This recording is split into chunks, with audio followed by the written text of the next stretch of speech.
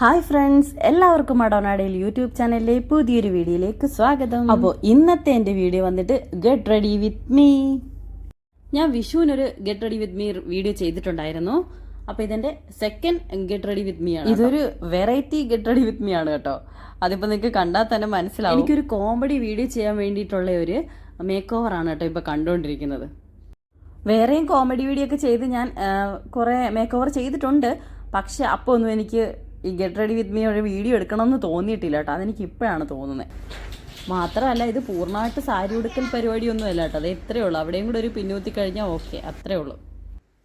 ഞാൻ എടുക്കാനിരിക്കുന്ന കോമഡി വീഡിയോയിൽ ഫുള്ളായിട്ട് വേണ്ട കേട്ടോ, ഹാഫ് മതി. അപ്പോൾ താഴോട്ടൊന്നും എടുക്കേണ്ട ആവശ്യമില്ലായിരുന്നു. അതുകൊണ്ടാണ് കേട്ടോ ഇങ്ങനെ ചെയ്തത്. പിന്നെ എല്ലാവരും തട്ടിക്കൂട്ട് പരിപാടി. ഇതിപ്പോൾ ബാലൻസ് വന്ന എന്ത് ചെയ്യുന്നുള്ള കൺഫ്യൂഷനിലായിരുന്നു കേട്ടോ. ആദ്യം ഞാൻ കുറേ മടക്കിയൊക്കെ നോക്കി ഒരു ക്ലിപ്പ് ഇടാന്നൊക്കെ വിചാരിച്ചു കേട്ടോ. പക്ഷേ അത് ഇതിനകത്ത് പറ്റുന്നില്ലായിരുന്നു, ചേരുന്നില്ലായിരുന്നു.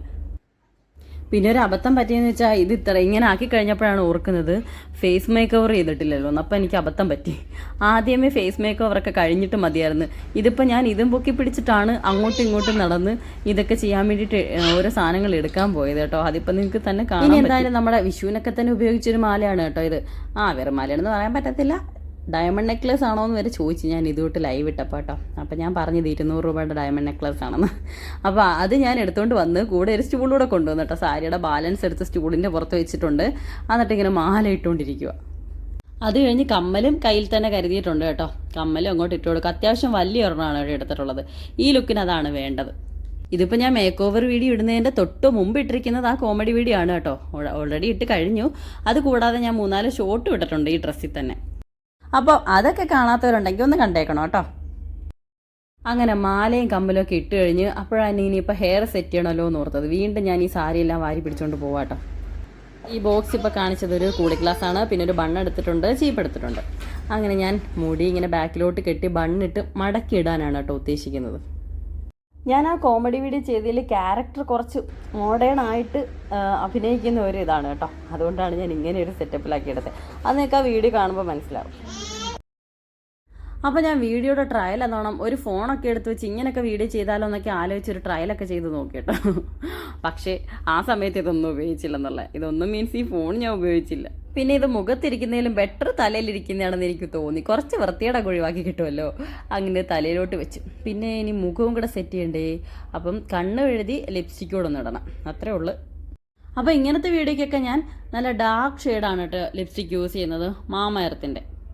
നോർമലി ഞാൻ ലൈറ്റ് ഷെയ്ഡാണ് കേട്ടോ യൂസ് ചെയ്യുന്നത്. എനിക്ക് ഒരുപാട് അങ്ങിറിച്ച് നിൽക്കുന്ന ഇഷ്ടമല്ല. ഞാൻ ഇതുകൊണ്ടൊക്കെയുള്ള വീഡിയോസിനൊക്കെ മാത്രമേ ഉള്ളൂ ഇത്ര ഡാർക്കായിട്ട് യൂസ് ചെയ്യുന്നത്.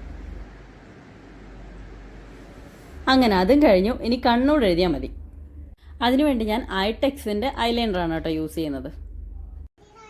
ഇവാനും ഈശാനും കൂടെ അവിടെ നിന്ന് കളിക്കുമായിരുന്നു കേട്ടോ. ഞാനിതൊക്കെ ചെയ്യുന്നതിന് രണ്ടും കൂടെ എന്നെ ഇടയ്ക്കൂടെ കൗണ്ടർ അടിക്കുന്നൊക്കെ ഉണ്ടായിരുന്നു. ഞാൻ സാരി ഉടുത്തിരിക്കുന്ന കണ്ടപ്പോഴേ അവർ പറയുന്നത് കേട്ടോ, മമ്മിക്ക് സാരി ഉടുക്കാൻ അറിയാത്തതുകൊണ്ടാണോ ഇങ്ങനെ ഉടുക്കുന്നതെന്നൊക്കെ ചോദിക്കുന്നത്. പിന്നെ ഇത് അമ്മയുടെ സാരിയാണ് കേട്ടോ. നാട്ടിൽ നിന്ന് 3-4 സാരി ഞാൻ ഇങ്ങോട്ടേക്ക് വരുത്തിച്ച് ഇതുകൊണ്ടൊക്കെയുള്ള ഓരോ വീഡിയോ ചെയ്യാൻ പറ്റി. എൻ്റെ ഈ സാരി ഒന്നും ഇല്ലായിരുന്നു.